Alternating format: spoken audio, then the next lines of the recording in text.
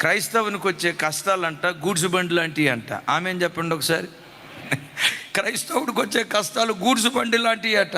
అన్న గూడ్స్ బండి ఏంటన్నా అని అంటారా? గూడ్స్ బండికి ఎన్ని పెట్టెలు ఉంటాయి?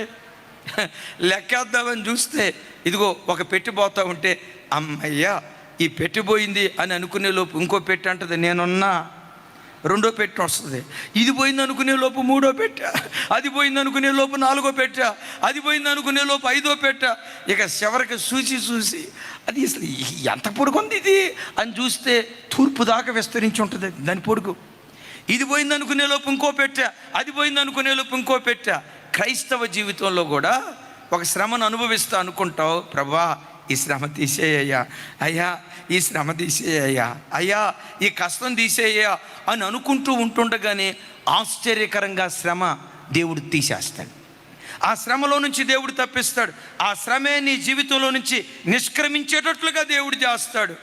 అమ్మయ్య అనే లోపు ఇంకో పెట్టె ప్రత్యక్షమైంది. ఈ పెట్టి ప్రత్యక్షమై సరేలే అది అయిపోయింది కదా, దేవుడు అట్లా చేశాడు కదా, దీనికి కూడా చేస్తాడులే అని అనుకునే లోపు ఆ రెండవ సమస్య కూడా నిష్క్రమిస్తుంది. రెండోది నిష్క్రమించే లోపు గూడ్సుబండి మూడో పెట్టి వస్తుంది. అయితే నేనంట ఎన్ని పెట్టెలు వచ్చినా ఏ పెట్టె నిలవదు కదా, ఎన్ని శ్రమలు వచ్చినా ప్రతి శ్రమ నిన్ను దాటి వెళ్ళేటట్లుగా దేవుడు కార్యం చేస్తాడు. నమ్మిన పెట్టెలు చప్పలు కొడుతూ స్తోత్రాలు చెప్దాం. ఏ శ్రమ నిన్ను ముంచలేదు. జలములలో గుండా నడుచుకుంటూ వెళ్తావు, ఆ జలాలు నిన్ను ముంచవు. జ్వాలల్లో గుండా నడుచుకుంటూ వెళ్తావు, ఏ జ్వాల నిన్ను కాల్చలేదు.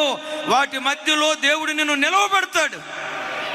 ఎందుకు శ్రమలు అనుమతించాడో చెప్పమంటారా? నేటి శ్రమలే రేపటి సాక్ష్యాలుగా దేవుడు మారుస్తాడు. ఓ భక్తుడు ఇలా అంటాడు, తూర్పు